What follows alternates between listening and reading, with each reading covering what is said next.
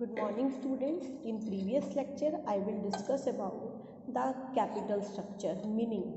Capital structure में हमने पढ़ा फाइनेंशियल लीवरेज क्या होता है, ट्रेडिंग ऑन इक्विटी क्या होती है, आरओआई कैसे निकालते हैं, ईपीएस एनालिसिस क्या होता है, फाइनेंशियल लीवरेज क्या होता है और फाइनेंशियल लीवरेज कब फेवरेबल होती है। इस एग्जाम्पल में मैं आपको बताऊंगी कि जब फाइनेंशियल लीवरेज अनफेवरेबल होती है तो हमारी अर्निंग पर शेयर कैसे कम होता चला जाता है। पहले तो फाइनेंशियल लीवरेज एक लाइन में आपको बताती हूँ। What is the financial leverage?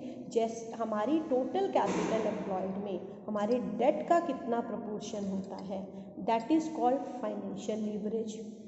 Second बताती हूँ कैपिटल स्ट्रक्चर क्या होता है। टोटल कैपिटल एम्प्लॉयड में डेट कितना है और इक्विटी कितना है। एक हमने बताया ट्रेडिंग ऑन इक्विटी, जैसे जैसे हम टोटल कैपिटल में डेट इंक्रीज करते जाते हैं अर्निंग पर शेयर बढ़ता चला जाता है, और जैसे जैसे अर्निंग पर शेयर बढ़ता है that is called a trading on equity and earning पर शेयर बढ़ रहा है और रिटर्न ऑन इन्वेस्टमेंट हमारी कॉस्ट ऑफ डेट से ज़्यादा है तो that is called favourable financial leverage, क्योंकि ट्रेडिंग ऑन इक्विटी हमारी अर्निंग पर शेयर डेट को इंक्लूड करने से बढ़ रहा है। इस क्वेश्चन में आपको बताऊंगी जैसे जैसे डेट बढ़ रहा है हमारा अर्निंग पर शेयर कम होता जा रहा है, और अर्निंग पर शेयर कम होने से क्यों कम हो रहे हैं? क्योंकि हम डेट इंक्रीज कर रहे हैं, और डेट इंक्रीज कर रहे हैं इसका मतलब फाइनेंशियल लीवरेज फेवरेबल नहीं है। तो क्लियर करती हूँ। एग्जाम्पल है आपका, company y limited has total capital employed of 30 lakh. Total capital 30 lakh है, टैक्स रेट इज़ 30% है and rate of interest on debt is 10%। Cost of debt कितनी है? 10%। Earning before interest and tax आपकी कितनी है? 2 लाख। लास्ट क्वेश्चन में earning before interest and tax 4 lakh थी। बाकी सारा क्वेश्चन वैसे है, सिर्फ हमारी अर्निंग जो है वो कम हो गई। अब 3 सिचुएशंस। फर्स्ट सिचुएशन में हमने कोई भी डेट इंक्लूड नहीं किया, इट मीन्स 30 लाख सारा ही क्या है? इक्विटी है।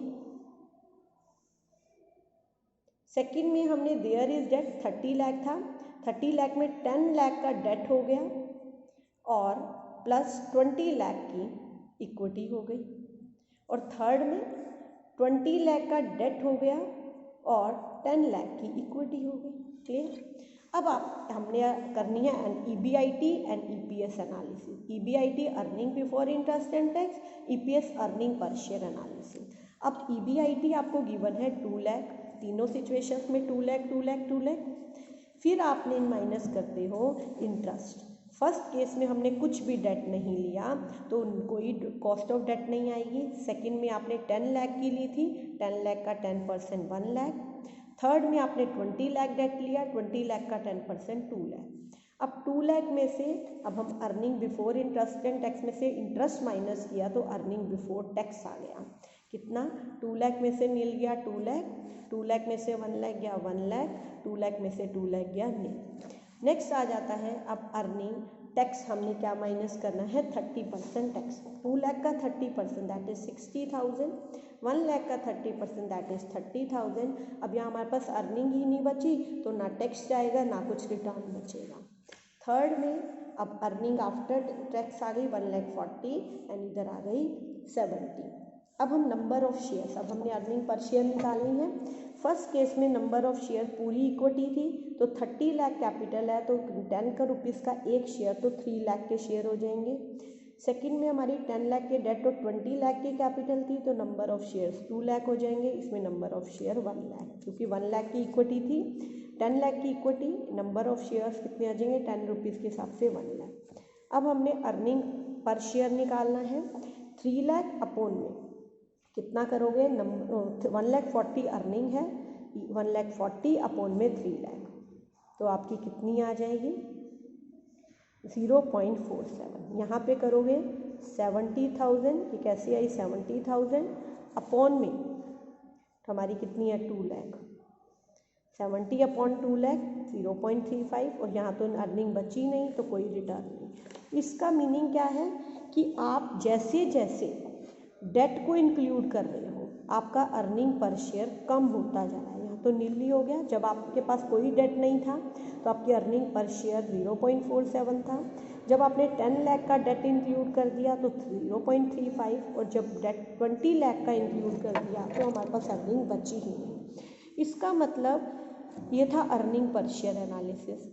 अब हम क्यों अर्निंग पर शेयर कम होती जा रही है, क्योंकि हमारी जो ROI थी वो आपकी कॉस्ट ऑफ डेट से कम है। ROI कैसे निकालते हैं, earning before interest and tax आपकी 2 लाख है, टोटल कैपिटल एम्प्लॉयड 30 लाख, 100 हमारी EBIT की ROI आ गई 6.7, जबकि कॉस्ट ऑफ डेट कितनी है, कॉस्ट ऑफ डेट हमारी थी rate of interest that is 10%, तो डेट की कॉस्ट 10% और इनकम हमारी 6.67, तो हम कैसे अपनी इनकम में से हम डेट की कॉस्ट निकाल लेंगे, तो that is called unfavourable financial leverage, क्योंकि हम डेट को इंक्लूड करते जा रहे हैं और कॉस्ट ऑफ डेट बढ़ती जा रही है, रिटर्न ऑन इन्वेस्टमेंट कम है, तो हमारी ये अर्निंग पर शेयर कम होगा और ये हमारी अनफेवरेबल फाइनेंशियल लीवरेज होगी।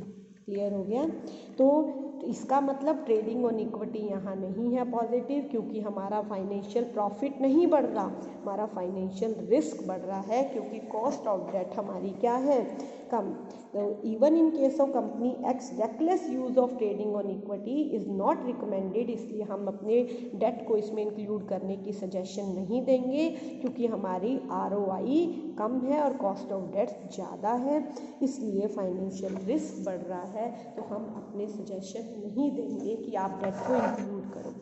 अब capital structure of business affect both, दोनों चीज़ों को बढ़ाता है, प्रॉफिटेबिलिटी को भी और फाइनेंशियल रिस्क को भी अफेक्ट करता है।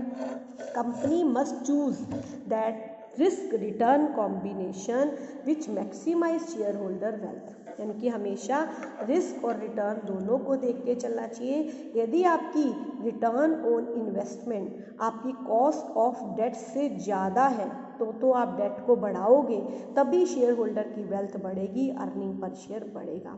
बट यदि आपकी कॉस्ट ऑफ डेट ज़्यादा है, जैसे अभी ऊपर वाले एग्जाम्पल में, और ROI कम है, तो इसका मतलब रिस्क ज़्यादा है, तो आप अपने तो अर्निंग पर शेयर यहाँ उनकी कम होती जाएगी। इसलिए आपको बैलेंस बनाकर चलना पड़ेगा कि ऐसा बैलेंस बनाओ जिससे आपका रिस्क कम हो, रिटर्न ज़्यादा हो और शेयर होल्डर की वेल्थ भी इंक्रीज होनी चाहिए, जो हमने पिछले एग्जाम्पल में किया था। तो capital structure is said to be optimum when the proportion of debt and equity in such as it result increase in the price of equity shares, कि ऐसे बनाओ अपना प्रोपोर्शन डेट एंड इक्विटी का कि इक्विटी शेयर्स की earning पर share increase होता जाए। All decision relating to capital structure should emphasise on increase in the share holder wealth. जो भी डिसीजन आप कैपिटल स्ट्रक्चर का लोगे कि आपको कितना डेट इंक्लूड करना चाहिए, कितनी इक्विटी बनानी चाहिए, कैपिटल स्ट्रक्चर मतलब आपकी टोटल कैपिटल में कितना प्रोपोर्शन डेट होना चाहिए, कितना प्रोपोर्शन इक्विटी होना चाहिए, कि आपका फाइनेंशियल रिस्क कम हो, आपकी कॉस्ट ऑफ डेट कम हो, ROI ज़्यादा हो और आपका शेयर होल्डर की वेल्थ इंक्रीज होनी चाहिए, मीन्स अर्निंग पर शेयर इंक्रीज होना चाहिए। Thank you, have a nice day.